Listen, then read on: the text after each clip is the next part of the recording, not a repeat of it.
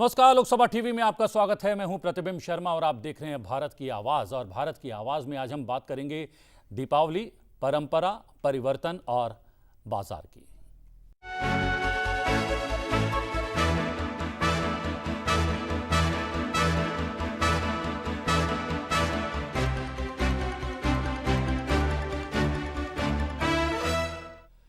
दिए जलाओ, दिवाली के जीवन का अंधकार घटे, आशा के एक दिए से मन पे विश्वास बढ़े।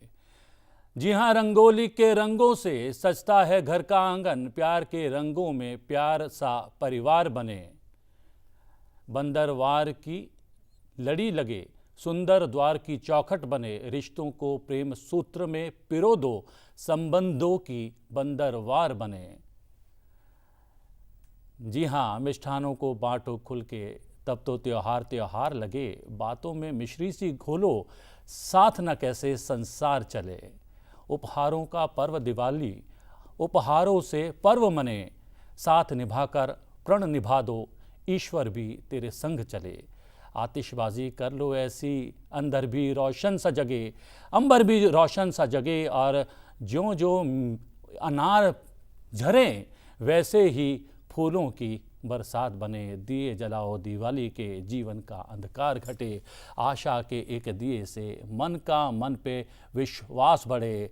दिवाली की ढेर सारी शुभकामनाओं के साथ भारत की आवाज में आप सबका बहुत बहुत स्वागत है। जी हाँ, हमारे साथ 3 विशेषज्ञ मेहमान हैं और हमारे साथ कुछ स्टूडेंट्स हैं, और दीपावली के इस पर्व पर हम लोग जानने की कोशिश करेंगे दीपावली की परंपरा की, दिवाली में आने वाले परिवर्तन की, और दिवाली में सजने वाले बाजारों की भी। विशेषज्ञ मेहमानों से करवा देता हूं आपका परिचय। हमारे साथ मौजूद हैं ओम प्रकाश पांडे जी, जो कि वैज्ञानिक हैं और मैं आपको बता दूं वैदिक संस्कृति के जानकार हैं, विशेषज्ञ हैं। आपका बहुत बहुत स्वागत है ओम प्रकाश जी। आपका भी। ताली से आप स्वागत भी कर सकते हैं।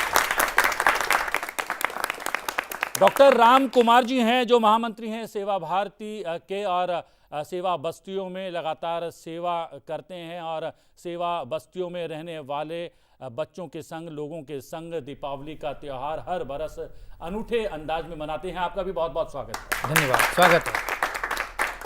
हमारे साथ सर्जना शर्मा जी हैं, वरिष्ठ पत्रकार हैं और सामाजिक सरोकारों से लगातार जुड़ी रहती हैं। सर्जना जी, आपका भी बहुत बहुत स्वागत है। और मैंने जिन स्टूडेंट्स की बात कही है जो भारत की आवाज बनकर इस कार्यक्रम में शामिल हुए हैं, वो हैं Lingaya's Lalita Devi Institute of Management and Sciences के स्टूडेंट्स। आपका भी बहुत बहुत स्वागत है। हम कार्यक्रम की शुरुआत कर रहे थे, उससे पहले चर्चा कर रहे थे विशेषज्ञ मेहमानों से ऑफ द कैमरा, और बात ये आई थी कि दीपावली पर्व है या त्यौहार है। तो सबसे पहले मैं चलूँगा ओम प्रकाश पांडे जी के पास, और वैज्ञानिक तरीके से समझने की कोशिश करेंगे पर्व और त्यौहार में आखिरकार अंतर क्या होता है। ये दीपावली को पर्व कहते हैं या महापर्व कहते हैं, और बहुत सारे जो हैं उत्सवों को हम लोग त्यौहार का नाम देते हैं, तो उसमें अंतर क्या है? देखिए, ऐसा है कि पहले है पर्व, त्यौहार, समारोह और सम्मेलन। जी, ये 4 चीज़ें। तो पर्व जहाँ एक दूसरा जो ज्वाइंट होता है, तो ज्वाइंट जो हो रहा है, जो संधि जिसको कर रहे हैं, उसको हम पर्व कहते हैं। और त्यौहार जो है, जो फीमेल जिसमें ज़्यादा पार्टिसिपेट करती हैं, उनकी लीडरशिप में जो होता है, वो त्यौहार है। जी। समारोह जो है, वो किसी व्यक्ति को जब आप विशेष रूप से उसका स्वागत करें, तो वो समारोह हो गया। और उत्सव जो है वो सामाजिक होता है, जिसमें समाज के लोग सारे इकट्ठे होते हैं। तो ये 4 बेसिकली डेफिनेशन है। हम सबको त्यौहार कह देते हैं, तो वो भाषागत गलती है। पर्व वो है, और भारत में 4 पर्व हैं जी। 5वां पर्व ही नहीं है, 4 पर्व हैं। हमारे यहाँ 4 वर्ण की व्यवस्था थी पहले, ब्राह्मण, क्षत्रिय, वैश्य और शूद्र, 4 व्यवस्था थी।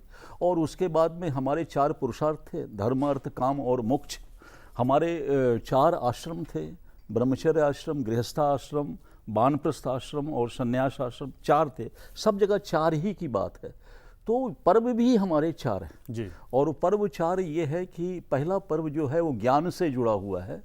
ज्ञान, सबको बच्चे जैसे ज्ञान अर्जित कर रहे हैं तो ज्ञान से जुड़ा हुआ है, इसलिए उसको श्रावणी पर्व कहा गया। और उसको रक्षाबंधन, गुरु शिष्य का बंधन करके, अब तो ये लोग रजिस्ट्रेशन कराते हैं, पहले के ज़माने में वरण किया जाता था तो ये बांध दिया जाता था, अब वो भाई बहन के त्यौहार में बदल गया। रक्षा सूत्र भी कहा जाता था, रक्षा सूत्र भी, रक्षाबंधन। और आज भी गाँव में पुरोहित जो है अपने यजमान को रक्षा भी बांधते हैं, अभी भी परंपरा से चली आई।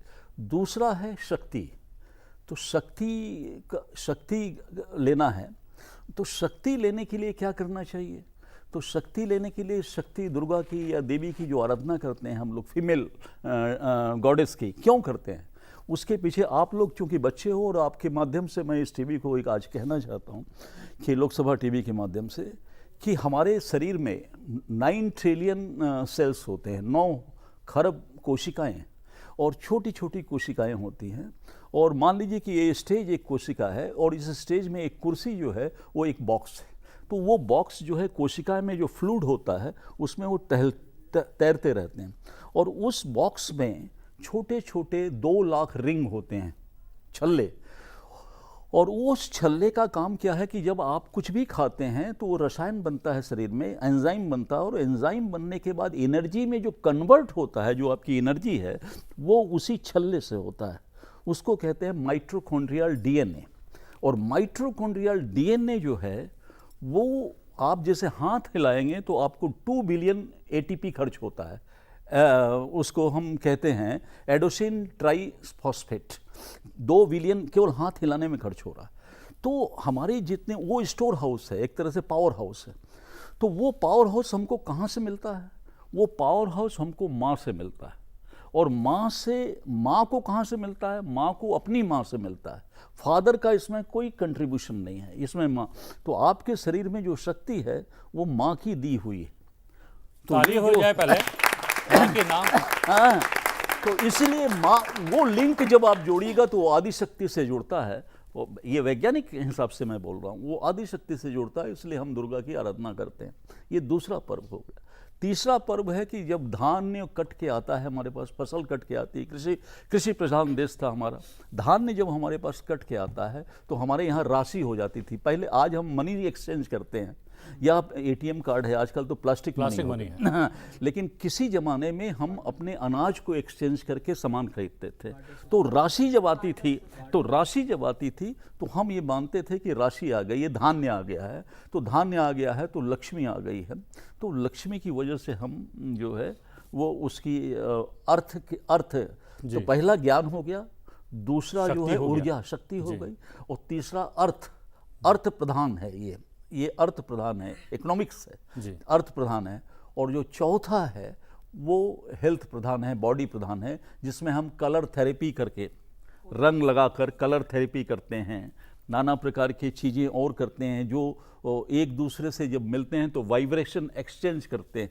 तो वो जो त्यौहार है वो, उसको हम होली कहते हैं। तो ये 4 पर्व है, ये त्यौहार नहीं है, ना ये उत्सव है, ना ये समारोह है, ये पर्व है जो भारतीय संस्कृति को 4 बंधनों में बांध के रखता है। क्या बात है। ये मुझे लग रहा है कि शायद अभी तक पहली बार किसी टेलीविज़न चैनल पर आया होगा, और राष्ट्रीय जो है चैनल होने के नाते ये हमें सौभाग्य प्राप्त हुआ कि वैज्ञानिक तरीके से हमें पता लगा कि पर्व, त्योहार, उत्सवों में क्या अंतर होता है। और आपने इन 4 पर्वों का जिक्र किया और आपने कहा कि ये तीसरा पर्व है जो सीधे तौर पर अर्थ से जुड़ा हुआ है। लेकिन एक, चूंकि मैं आपके पास आऊँगा, लेकिन उससे पहले मैं सर्जना जी से जानना चाहूँगा, पर्व और त्यौहार में जब अंतर बताया तब कहा गया कि त्यौहार वो होते हैं जिसमें नारी शक्ति का जो है ज़्यादा जो है कहीं ना कहीं उसमें रोल रहता है, भूमिका रहती है। लेकिन अगर दीपावली का पर्व देखा जाए, गुंजिया बनाने से, मट्ठी बनाने से लेकर घर की साफ़ सफाई करने तक लेकर और बाज़ार से सामान खरीदने तक लेकर, दीपावली जो कि पर्व है, महापर्व है, उसमें सबसे ज़्यादा सहयोग, भूमिका तो नारियों की, महिलाओं की रहती है।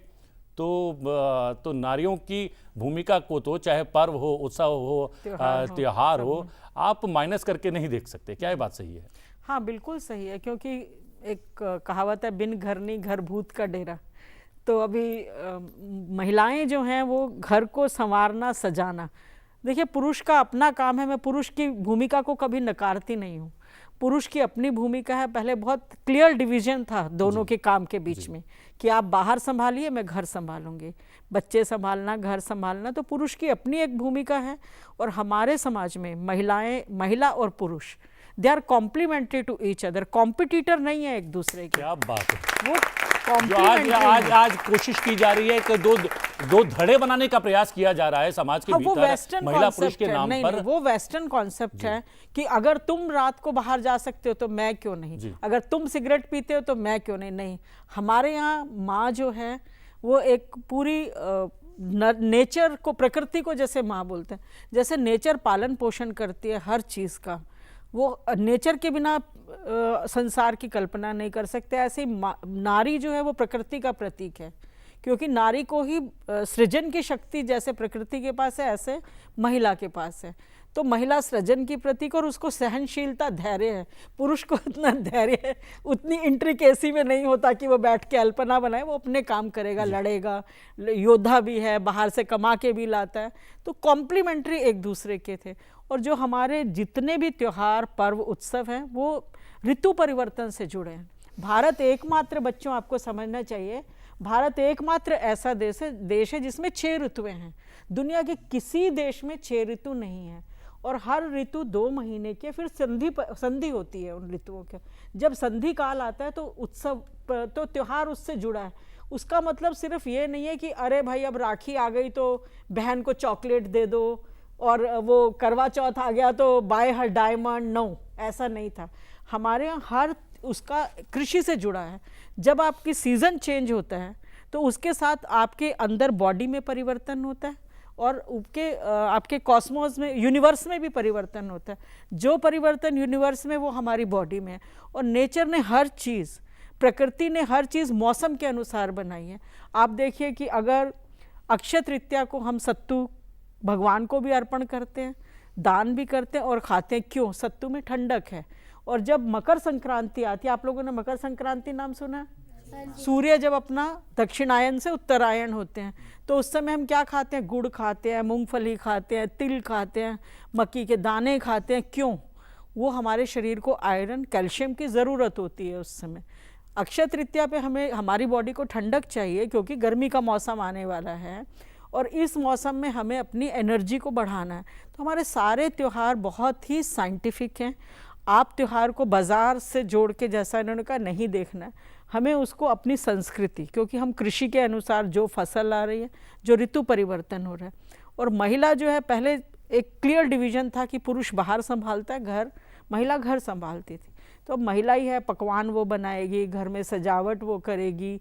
ये नेचर ने ही उसको ऐसा बनाया। तो हमारे त्यौहार, हमारी संस्कृति में पुरुष और स्त्री एक दूसरे के पूरक है, प्रतिद्वंदी नहीं है। मैं ये मानती हूं। और शिव और शक्ति का रूप है पुरुष और स्त्री, इसलिए कहा कि कहीं ना कहीं कोई द्वंद्व नहीं है, कोई विरोधाभास नहीं है, आका नहीं गया जी, सबकी अपनी। भारत एकमात्र ऐसा देश है, जो बहन जी हमारी बोल रही हैं, भारत एकमात्र ऐसा देश है, देखिए चाहे वहाँ कहीं देखिए कि मैस्कुलिन गॉड या फेमिनिन गॉड, ये इसकी पूजा होती है। भारत में अर्धनारीश्वर की पूजा होती है, दोनों की मिलकर पूजा होती है, अर्धनारीश्वर की पूजा। तो क्या डॉक्टर राम कुमार जी, जो हमारे पर्व हैं ऋतु परिवर्तन से तो जुड़े हुए हैं और कहीं ना कहीं हमें ऋतु अनुकूल बनना भी सिखाते हैं हमारे पर्व और त्यौहार, लेकिन क्या प्रकृति के साथ किस तरीके से सामंजस्य स्थापित करना चाहिए, प्रकृति के साथ कितनी निकटता रखनी चाहिए, ये भी, और या प्रकृति को कितना महत्व देना चाहिए, कितनी उसको रिस्पेक्ट देनी चाहिए, क्या हमारे पर्व, हमारे त्यौहार ये भी सिखाते हैं? और दीपावली भी ऐसा ही एक पर्व है? बिल्कुल, दीपावली ऐसा ही पर्व है जो कहीं ना कहीं ऋतु के परिवर्तन से भी जुड़ा हुआ है।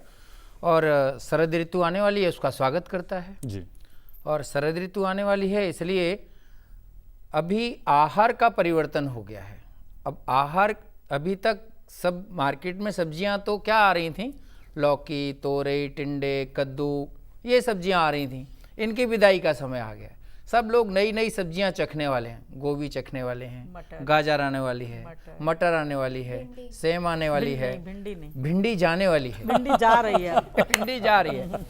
तो ये जो गन्ना आएगा, तो ये सब जो आ रहा है, फिर ये तो सब्जियां हो गई। ऐसे ही ड्राई फ्रूट्स हैं, तो ड्राई फ्रूट्स का चलन बढ़ने वाला है, क्योंकि सर्दी से बचने के लिए ड्राई फ्रूट्स की आवश्यकता है। शरीर में एनर्जी की ज़रूरत है, बच्चों को तो विशेष तौर पर ज़रूरत है, कैल्शियम की ज़रूरत है, आयरन की ज़रूरत है। तो ये सब चीज़ें खाद्य पदार्थों से ही मिलती हैं। बड़े शहरों के अंदर एक समस्या और हो गई है कि हम सबका जो जीवन है अंधेरे में हो गया है, प्रकाश की ओर नहीं है। तो उस जीवन में से एक चीज़ निकल गई है, वो प्रकाश है। और वो प्रकाश कहाँ से निकल गया? या तो घर के अंदर है या घर के बाहर हैं, तो किसी गाड़ी में हो, और या फिर गाड़ी से निकले तो फिर किसी भवन में। इसलिए सबके अंदर, दिल्ली और सब शहरों के रहने वाले किसी भी व्यक्ति की अगर शारीरिक जांच कराई जाए तो कैल्शियम और विटामिन डी ये नहीं मिलने वाला, डेफिशिएंसी है। और इसका सीधा सीधा विटामिन डी तो फैट सोल्यूबल विटामिन है, और इसके लिए बॉडी में आयोडीन की ज़रूरत है। आयोडीन की कमी के कारण से विटामिन डी की कमी हो जाती है। डाइट में कैल्शियम जा नहीं रहा है। अब ये कैल्शियम जा रहा है तो निकल कहाँ रहा है? निकल रहा है, कैसे निकल रहा है? तो हम सब जानते हैं कि सब पैक्ड फूड खा रहे हैं। अब ये पैक्ड फूड है क्या? सबके अंदर माँ यदि हमको खाना खिलाती है तो सुबह बना के ज़्यादा से ज़्यादा 2 घंटे के अंदर ताज़ा ताज़ा खाना खिलाना चाहती है। वो नहीं चाहती मेरे बच्चों को, और बच भी गया तो कौन खाएगा? माँ खा लेगी। मेरे बच्चे को नहीं मिलना चाहिए, मेरे बच्चे को तो ताज़ा मिलना चाहिए। अब ये जो रखा हुआ खाना हम सब लोग खाते हैं, उसमें बिस्किट है, लेज है, कुरकुरे हैं, मोमोज, यानी क्या क्या हम लोग खा रहे हैं, और सब कैसा है? प्रिजर्वेटिव वाला है। अब प्रिजर्वेटिव क्या है? टॉक्सिन्स हैं। टॉक्सिन्स क्या हैं? जहर है। अब ये कैसे निकलता है? यहाँ तो जो बच्चे बैठे हैं, बड़े सुंदर सुंदर बच्चे बैठे हैं, अच्छे अच्छे बच्चे बैठे हैं, तो ये सब की स्किन में प्रॉब्लम्स आ रही हैं, क्योंकि पसीना ही नहीं निकलता। पसीना निकलेगा तो कुछ होगा। यानी सर्दी आ गई है, यानी कि अब सैर बढ़ा देनी चाहिए, एक्सरसाइज बढ़ा देनी चाहिए, वो जीवन में से निकल गया है। तो ऋतु परिवर्तन हुआ है तो हमें खाने पीने में परिवर्तन करना है, दिनचर्या के अंदर परिवर्तन करना है, और हमारे स्वास्थ्य के लिए क्या अच्छा वह हमको खाना है ना। बच्चे क्या कहते हैं? ये तो अच्छा ही नहीं है, टेस्टलेस है, मैगी खिलाओ। तो वो जो टेस्ट का विषय है उससे स्वास्थ्य गड़बड़ हो रहा है।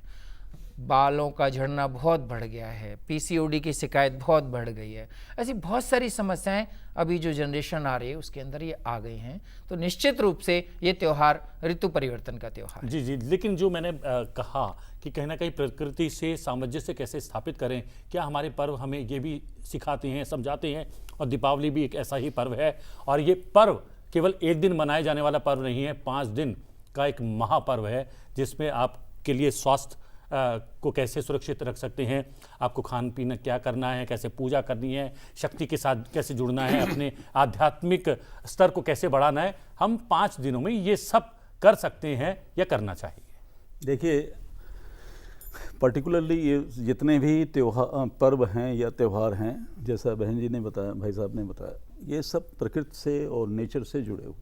यहाँ पर चर्चा हो रही है दीपावली की, तो मैं दीपावली को ही फोकस करूँगा, और दीपावली का मैं अंतरिक्ष विज्ञान के हिसाब से फोकस करूँगा।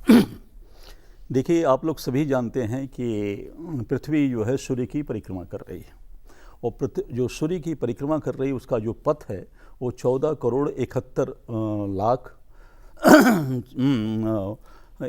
लाख 62,474 किलोमीटर का ये रेडियस है, जिसको वो 30 किलोमीटर प्रति सेकंड के हिसाब से गति से वो परिक्रमा करके 365 दिन 6 घंटा 47 मिनट 46 सेकंड में पूरा करती है।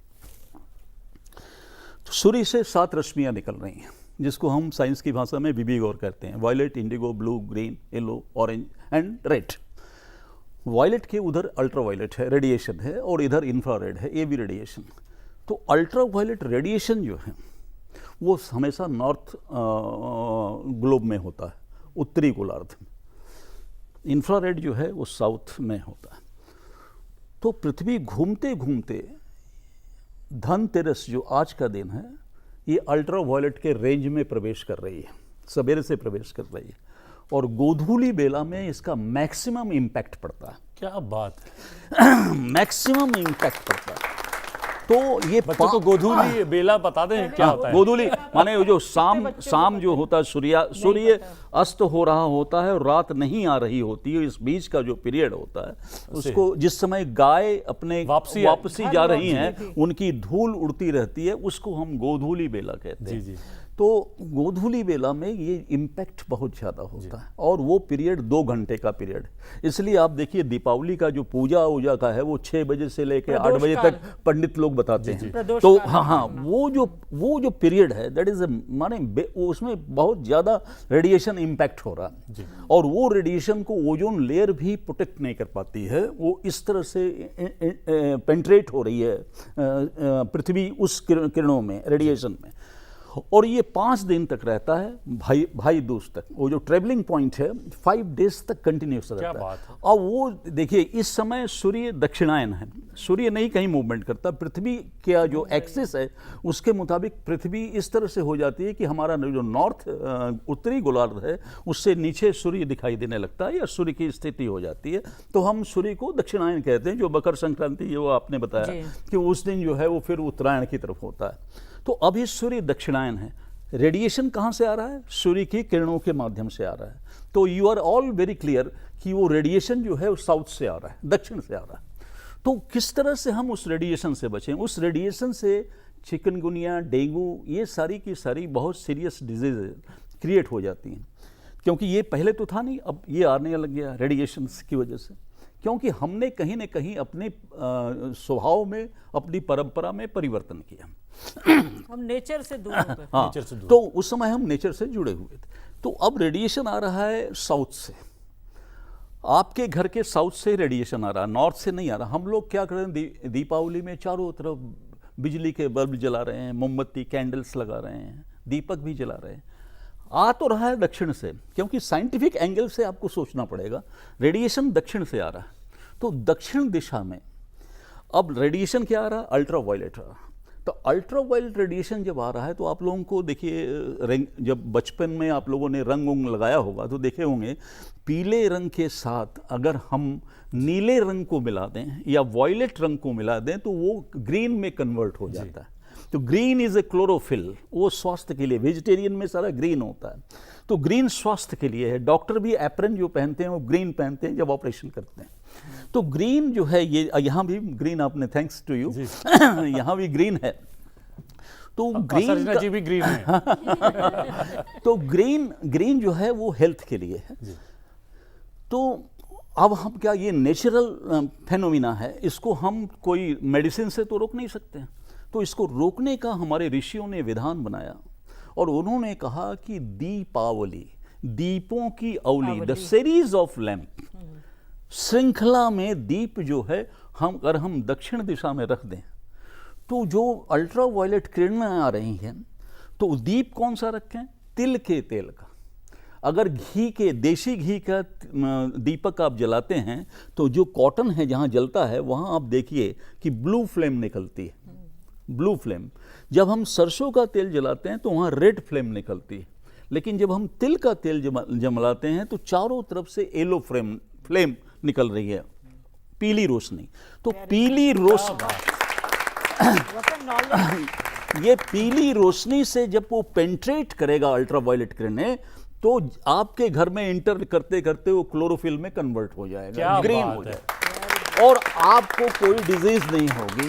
अब हम क्या कर रहे हैं, हमें ऐसा लगता है, एक छोटा सा ब्रेक लेना पड़ेगा, लेकिन हमें ऐसा लगता है कि विज्ञान का प्रारंभ पिछले 100-150 बरसों में हुआ है, लेकिन हम विज्ञान की इंतहा को पार कर चुकी एक सभ्यता है, संस्कृति है, लेकिन हम उसको जानने की कोशिश नहीं करते हैं वैज्ञानिक तरीके से। शायद आप लोग भी मुझसे सहमत होंगे कि पहली बार किसी कार्यक्रम के माध्यम से या विशेषज्ञों के पैनल के माध्यम से ये बात सामने आ रही है कि वैज्ञानिक पहलू क्या है आखिरकार दीपावली जैसे महापर्व का, और आप इस पर्व को किस तरीके से समझते हैं, समझाते हैं और मनाते हैं, वो भी जानने की कोशिश करेंगे। एक छोटा सा ब्रेक ले लेते हैं, एक छोटा सा ब्रेक के बाद बहुत जल्द वापस लौटते हैं।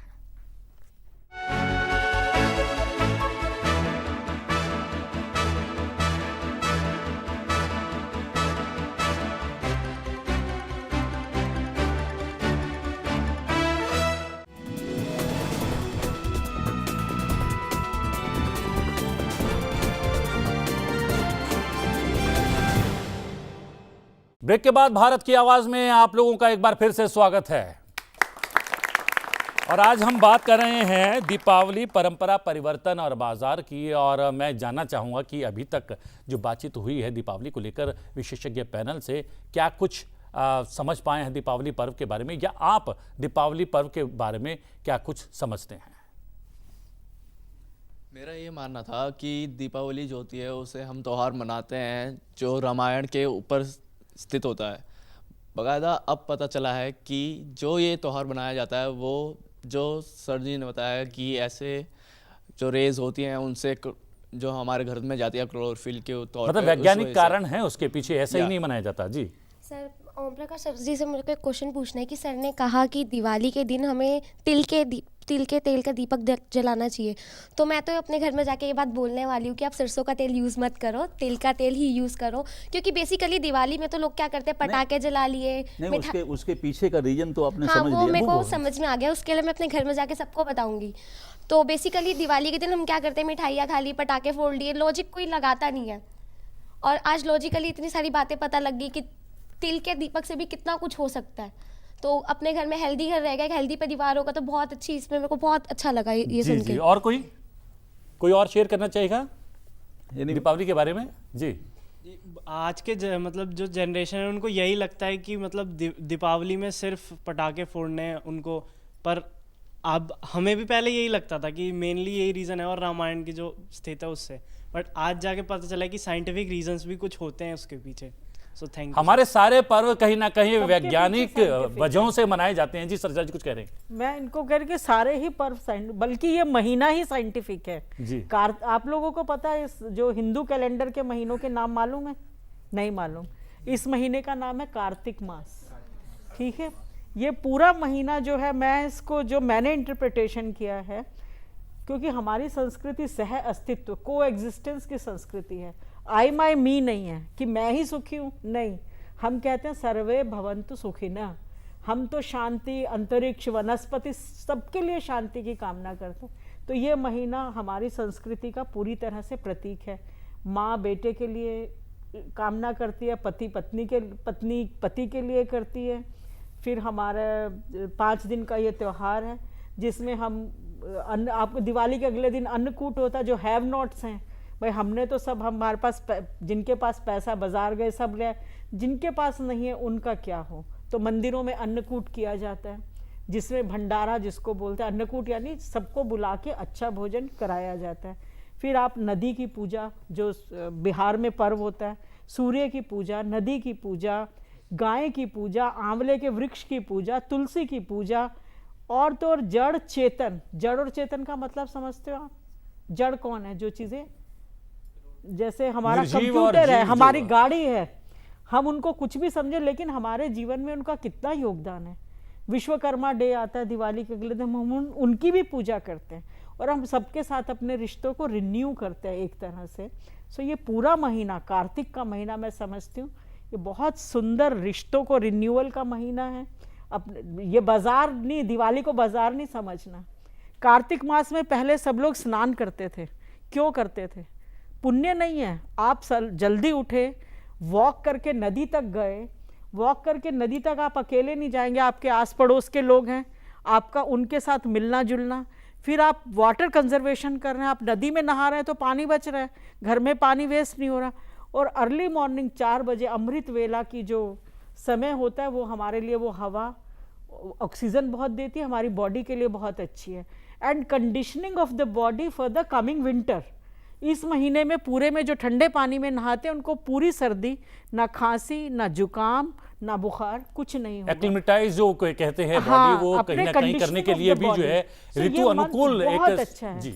इसीलिए हमारी संस्कृति में क्या बोलते हैं, जीवेद शरद शतम, कि आपकी आयु 100 शरद, मतलब आप 100 शरद ऋतुएं देखें। कोई ये तो नहीं कहता जीवेद ग्रीष्म के लिए कोई नहीं कहता, वर्षा के लिए कोई नहीं कहता, जीवेद शरद शतम। शरद ऋतु बॉडी के पोषण का महीना। खाना का मतलब सिर्फ पेट भरना नहीं है, जो हमारी बॉडी को पोषण दे, हमारी बुद्धि को तेज करे, हमारे हृदय को निर्मल करे। तो ये महीना उसका महीना है पूरा। दिवाली तो उसका एक हिस्सा है। इसमें एक चीज और जोड़ना चाहता हूँ जी। कि कार्तिक जो उन्होंने बताया वो बिल्कुल सही बताया। कार्तिक जो है कुमार कहा गया जी, तो ये युवा होने का महीना है। हाँ। तो ये हेल्थ कंसर्न बहुत है और तो वो जो हेल्थ कंसर्न है तो कार्तिक को कुमार कहा गया है। तो हर आदमी युवा बने, बुढ़े भी युवा बने। तो ये इसका महीना है। नहाने की जो बात उन्होंने कही, नदी में नहाते थे। क्यों नहाते थे? क्योंकि जो सूर्य की सब किरणें आ रही हैं, लेकिन हमारे बॉडी की वो क्षमता नहीं है कि हम उसका प्रकाश का वर्णक्रम कर दें, स्पेक्ट्रम कर दें, क्योंकि वो तो प्रिज्म से होता है। लेकिन जैसे ही जल से प्रकाश क्रॉस होगा और आपकी बॉडी में आएगा, वो 7 कलर में डिवाइड हो जाएगा। तो आपके नसों का रंग नीला है, आपके ब्लड का रंग लाल है, आपके हृदय का रंग ऑरेंज है, आपकी जो किडनी है वो इंडिगो कलर की है, आपका लीवर जो है वॉयलेट कलर का है, पेनक्रियास ग्रीन कलर का है और ब्रेन मेडुला जो सोचते हैं वो येलो कलर का है। तो वो सारे के सारे कलर थेरेपी हो जाती है, अलग से मेडिसिन लेने की जरूरत। क्या बात है।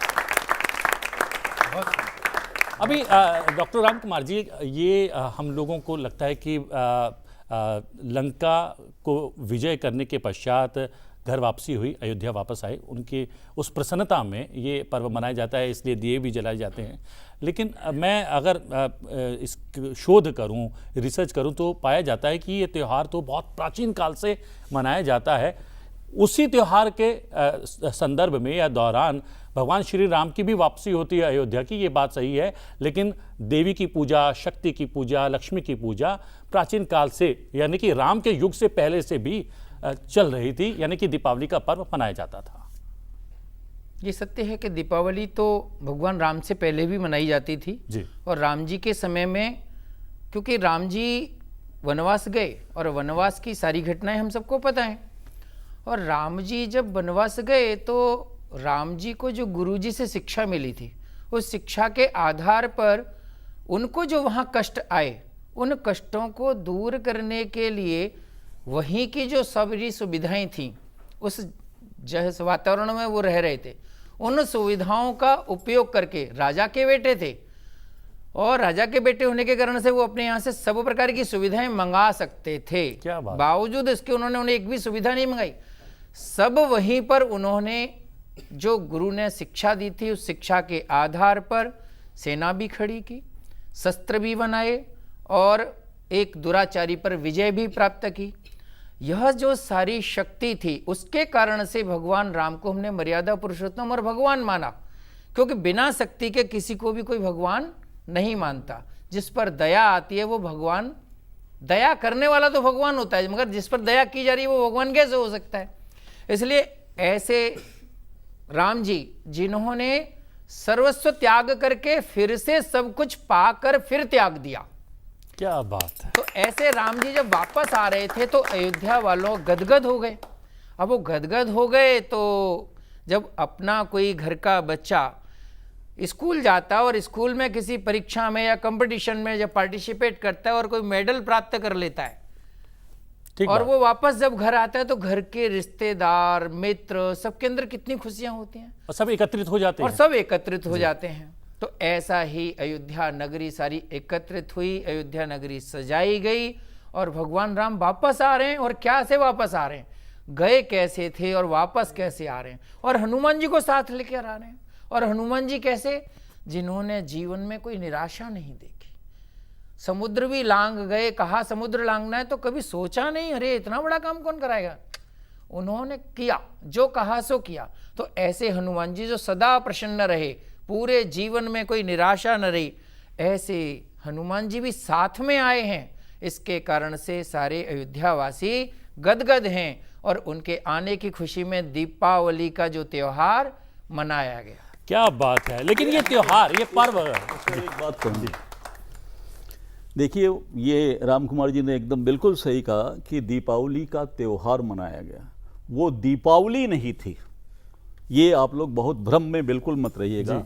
और इसलिए कि हम राम के होने का प्रमाण वाल्मीकि रामायण है, और उसके बाद में रामचरितमानस हो गया, कंब रामायण हो गया, आदि रामायण, ये जितने भी रामायण हैं, 24 रामायण हैं, ये राम के होने का प्रमाण है। और तो कोई प्रमाण है नहीं, यही है, इसी से हम मानते हैं।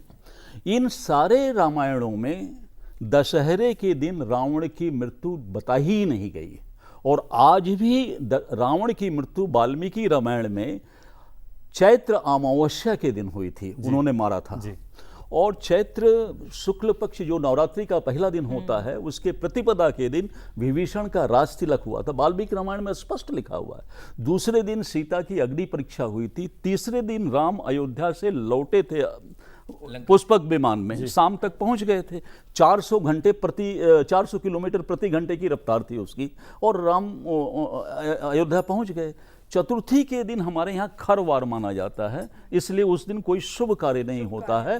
पंचमी के दिन राम का राज तिलक हुआ था, और आज भी अयोध्या में आप चले जाइए जहाँ राम मंदिर का मामला चल रहा है, अयोध्या में अयोध्या के निवासी आज भी राम राज तिलक महोत्सव जो है चैत्र शुक्ल पक्ष की पंचमी के दिन मनाते हैं। और सारे पंचांगों में, भारतीय पंचांगों में चैत्र शुक्ल पंचमी के दिन राम राज्य तिलक महोत्सव लिखा हुआ है, तो इसलिए राम राज्य तिलक महोत्सव चैत्र शुक्ल पंचमी को हुआ।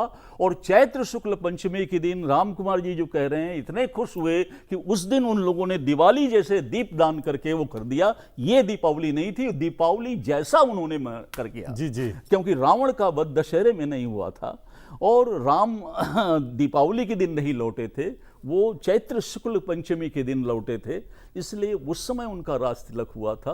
और उस दिन तो ये दीपावली का पर्व फिर कैसे जुड़ गया राम के वापस ये तो देखिए, दीपावली जैसा त्योहार मनाया, धीरे धीरे भ्रांति आती गई कि दीपावली के दिन ही पहुंचे। फिर दशहरा माने दशहरा 10 पापों को हरने वाला है, उसको दशहरा को 10 ग्रीवा से जोड़ दिया गया। ये सारी भ्रांतियां हुई। ये देखिए, कहीं नहीं, अगर आपके पास समय हो तो मैं 1 मिनट में खाली रामचरितमानस के 2 दोहे बता दूं, उससे समझ जाएंगे। रामचरितमानस के दोहे में तुलसीदास जी कहते हैं, राम कहते हैं लक्ष्मण से कि वर्षा विगत शरद ऋतु आई, अबहु न तात सीता सुधि पाई। माने शरद ऋतु आ गई, सीता की सुधि नहीं मिली। सुग्रीव ही सुधि मोर बिसारा, वो राजपाट मिल गया, बाली को मैंने मार दिया, भूल गया मुझे। तब लक्ष्मण जाते हैं, और लक्ष्मण जाने के बाद सुग्रीव डरता है, तो वो हनुमान जी से कहता है कि अब मारुत सुत दूत समूहा, अब पटहूं जहाँ तहाँ बानर जूहा, जहाँ जहाँ बानरों के ट्रुप है वहाँ दूत भेजो, और कहूँ पाख में आओ न जोई, 15 दिन में जो भी नहीं आएगा, पाख मतलब 15 दिन, 15 दिन में जो नहीं आए ताकर बद मोरे कर होई। 15 दिन में जब सब असेंबल हो जाते हैं, तब कहता है कि राम काज और मोर निहोरा, क्योंकि वो राजा है, कहता राम काज और मोर, मेरा ऑर्डर है, मोर निहोरा, बानर जूथ जाऊं चहोरा, और सीता का खोजऊं जाई, मास दिवस में आयो भाई। तो 1.5 महीने तो बीत गया, तो दशहरा में रावण कहाँ मरा, ये बताइए ना। तो कहीं भी है नहीं, ये सारी चीजें नहीं है, ये भ्रांतियां जी। लेकिन अगर पर्व की बात करें, महापर्व है, 5 दिन का महापर्व है दीपावली, और जब पर्व मनाए जाते हैं तो अपने घर में तो आप प्रकाश करते ही हैं, प्रसन्नता लाने का प्रयास करते ही हैं, लेकिन वो पर्व अधूरे होते हैं जो केवल अपने 4 लोगों के भीतर या 4 दीवारी के भीतर मनाए जाएं। दीन दुखी हैं, क्योंकि भगवान राम को तो करुणा निधान कहा ही गया है, और वो करुणा जो है से लबरेज थे। तो अगर किसी दीन को देखकर, किसी गरीब को देखकर अगर हम में वो करुणा का भाव नहीं आता, तो हमारा पर्व मनाना, प्रकाश करना वो अधूरा रह जाता है। यहाँ पर कुछ स्टूडेंट्स हैं जो ऐसे दीन लोगों के बीच जाकर दीपावली मनाकर आए हैं, जो कि अलग थलग पड़े रहते हैं समाज में। हम उनसे बात करेंगे, ये नाम भी बता सकते हैं और आप कहाँ गए थे? मेरा नाम रोहित शर्मा है, मैं लिंगियास Lalita Devi Institute of management sciences का स्टूडेंट हूँ, जर्नलिज्म मास कम्युनिकेशन कर रहा हूँ। हम 23 को गए थे, 23 अक्टूबर को किन्नर के साथ दिवाली सेलिब्रेट करने के लिए। तो उनका मानना ये है ना कि सोसाइटी में ना, मतलब कि उनको कोई देखता नहीं है, और बाई चांस कोई छू भी लेता है तो बोलते हैं हमारा दिन पूरा बेकार चला जाएगा। तो मेरी टीम ने ये सोचा था कि अब की बार क्यों ना हम किसी दूसरे के साथ दिवाली सेलिब्रेट करें, जिससे उनको भी खुशी मिले। तो मेरी और मेरी टीम किन्नर के साथ सेलिब्रेट करी थी उन्हें दिवाली, एंड उनकी थाली में बैठकर हमने खाना भी खाया था, पूरा मतलब कि जितनी भी सब कुछ था जिससे उनको खुशी मिले। आप भी साथ में थी, आपका क्या अनुभव रहा? मेरा नाम नेहा है। सर, उन सब का ये मानना था कि लोग अपने परिवार के साथ सेलिब्रेट करते हैं और नेबर्स को हम परिवार नहीं मानते और हमको कोई अपना परिवार कभी मान नहीं सकता है। वो कहते हैं कि हमारा परिवार हमें एक्सेप्ट नहीं करता है और इस चीज़ के लिए ही वो डिसअपॉइंटेड है और सोसाइटी उनको नेग्लेक्ट कर देती है परिवार के नाम पर और पर्व के नाम पर। जब भी हमें उनकी ज़रूरत पड़ती है हम उनको याद करते हैं, लेकिन जब भी उनको हमारी ज़रूरत पड़ती है, हमको उनके साथ सेलिब्रेट करने का मौका मिलता है, हम हमेशा ये सोचते हैं कि अगर हमने इनके साथ सेलिब्रेट किया तो हमारा सेलिब्रेशन वेस्ट हो गया, या फिर उपहास उड़ाया जाएगा, मजाक उड़ाया जाएगा और समाज में सोसाइटी उन पर हंसेगी कि हम इन लोगों के साथ क्यों सेलिब्रेट करेंगे। ये अभी वो भाव अब क्या आपके भाव क्या है उनसे मिलके आने के बाद, दीपावली मनाने के बाद? इतनी सारी बातें हमें उनके बारे में पता चली, उनके बारे में इतना मतलब जो हमने कभी सोचा भी नहीं था, वो सारी बातें उन्होंने हमारे साथ बताई, हमारे साथ शेयर करी। और हम यही मानते हैं कि जिस तरीके से मैं और मेरी टीम, हम 10-12 लोग थे, उसी तरीके से पूरी की पूरी सोसाइटी उन्हें एक्सेप्ट करे, क्या बात और है। उनके साथ शेयर करे, उनके साथ सेलिब्रेट। आपके इस प्रयास को सल्यूट करते हैं हम लोग। और हमारे बीच डॉक्टर रामकुमार बैठे हुए हैं। जैसे मैंने कहा कि सेवा भारती की तरफ से कार्य करते हुए सेवा और मलिन बस्तियों में कार्य करते हैं, और दीपावली का एक ऐसा पर्व है जो हमेशा उन दीन दुखियों के बीच ही मनाते हैं। आपका क्या अनुभव है और कहाँ से ये प्रेरणा आई है और किस तरीके से ये पर्व उनके मध्य जाकर आप मनाते हैं? समाज के अंदर अभी इस समय परिवर्तन ये हो गया है कि 2 प्रकार के वर्ग खड़े हो गए हैं, एक प्रभावशाली और एक अभावग्रस्त। तो जो प्रभाव वाले लोग हैं उनको सेंसिटाइज करना, तो इसके लिए अभी हमने क्या किया है कि परिवार के लोग जो बड़े हैं, जिन्हें ज्ञान है, वो सब लोग तो दान पुण्य करते ही हैं जो घर में बड़े हैं, लेकिन बच्चों के अंदर ये संस्कार कहीं ना कहीं हमसे दूर हो रहा है। तो बच्चों के अंदर ये जो संस्कार है वो जब तक नहीं आएगा, जब तक वह उस समस्या से रूबरू नहीं होंगे, जब तक उनके बीच में नहीं जाएंगे। जैसे अभी यहाँ बैठे हुए दोनों विद्यार्थी जब उन किन्नरों के बीच में गए और उन्होंने उनकी समस्या को समझा, तो इस समय यह उस चीज़ को फील कर सकते हैं। तो हमने अभी अपने जो बड़े लोग हैं, अपने जितने भी भारत में त्यौहार हैं, उन त्योहारों पर दान की अपने यहाँ परंपरा है। तो दीपावली पर भी दान की परंपरा है, वेल्थ डिस्ट्रीब्यूशन। तो उसके कारण से क्या है कि एक तो वैमनस्य समाप्त होता है इसके कारण से कि इनके पास अधिक है, मेरे पास कम है। जिसके पास अधिक है वो देता है, तो लेने वाले के मन में उसके प्रति श्रद्धा भाव निर्माण होती है। एक तो ये होता है। दूसरा, ये जो अभी हमारी नई जनरेशन है, इसे सेंसिटाइज करने के लिए हम लोग बस्तियों में लेकर जाते हैं स्कूलों के बच्चों को, और उनके साथ वो अपने घर से क्या ला सकते हैं। कोई दाल लाता है, कोई चावल लाता है, कोई खील, बतासे, खिलौने, 2 दिए, 2 मोमबत्ती। अब बस्ती में जाना है। अब ये जो बड़े परिवारों के बच्चे हैं बस्ती में जाते हैं, वो देखते हैं, अरे ये तो सारी रात सड़क पर ही सोते हैं, कैसे करते होंगे, इनकी आवश्यकताएं क्या हैं। बस्ती में जाते हैं तो गली भी वही है, नाली भी वही है, दरवाजा भी वहीं पर है, और जितना बड़ा बाथरूम हम सब लोगों के घर का होता है उतना बड़ा तो उनका घर है, और सब मिलकर उसमें रहते हैं। कैसे रह लेते हैं, ये इनके लिए आश्चर्य का ठिकाना है। और बिजली भी नहीं है, कभी कभी वो पंखे भी नहीं चलते, उन सारी समस्याओं में। तो जब ये वहाँ जाते हैं तो इनके मन के अंदर एक श्रद्धा का निर्माण होता है, हमें इनके लिए कुछ करना चाहिए। तो वो उनके पास भगवान ने क्या दिया हो। तो जो बच्चे हैं, जो स्टूडेंट्स हैं, इनके पास भगवान ने योग्यता दी हुई है।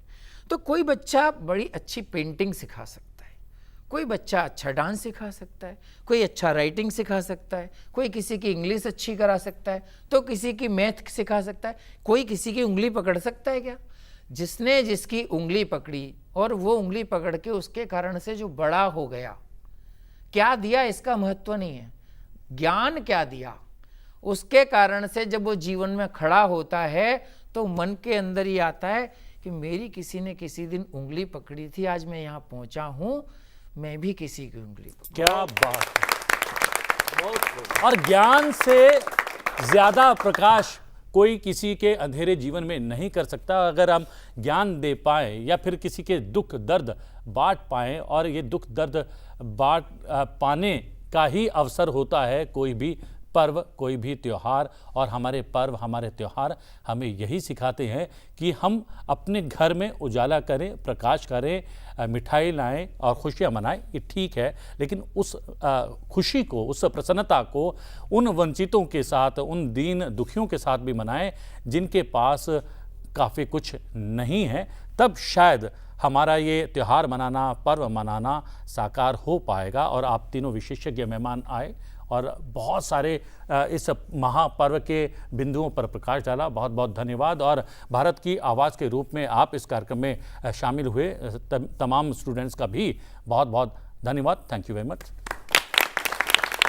जी हाँ, दीपावली का पर्व प्रकाश का पर्व है और अंधेरे को दूर भगाने का पर्व है। और अंधेरे को दूर प्रकाश करके तो भगाया ही जा सकता है, ज्ञान बांटकर भी जो है इस अंधेरे को, इस तम को दूर भगाया जा सकता है। दीपावली मनाएं, खुशी मनाएं और मनाएं नहीं बल्कि सबके साथ बांटें और समाज को एक साथ लेकर चलें। यही हमारे दीपावली महापर्व का सीधा सा संदेश है। भारत की आवाज़ में आज के लिए इतना ही। भारत की आवाज़ में आपसे फिर भेंट होगी एक नए विषय के साथ, नए विशेषज्ञ मेहमानों के साथ। फिलहाल मुझे आज्ञा दीजिए, लेकिन देखते रहिए लोकसभा टीवी। नमस्कार और दीपावली की ढेर सारी शुभकामनाएं।